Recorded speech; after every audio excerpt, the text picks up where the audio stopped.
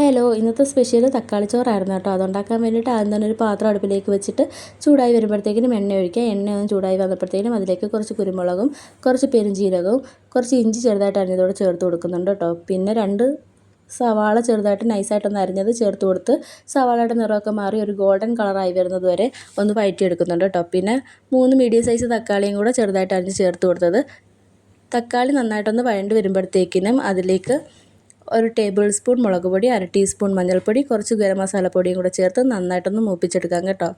അതിലേക്ക് ആവശ്യത്തിന് ഉപ്പും കൂടെ ചേർത്ത് കൊടുക്കാവേ. പിന്നെ നമ്മളിതിലേക്ക് ഏത് റൈസാണോ ചേർക്കുന്നത് അത് ചേർത്ത് കൊടുക്കാം കേട്ടോ.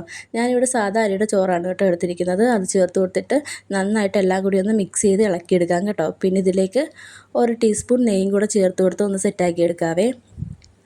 അപ്പോഴത്തേക്കിനും നമ്മുടെ തക്കാളിച്ചോറ് ഇവിടെ റെഡി ആക്കി കിട്ടും കേട്ടോ. അപ്പോൾ വീഡിയോ ഇത്രയേ ഉള്ളൂ. ഇഷ്ടപ്പെട്ടെങ്കിൽ ലൈക്ക് ചെയ്യണേ, ചാനൽ സബ്സ്ക്രൈബ് ചെയ്ത് സപ്പോർട്ട് ചെയ്യാൻ മറക്കല്ലേ.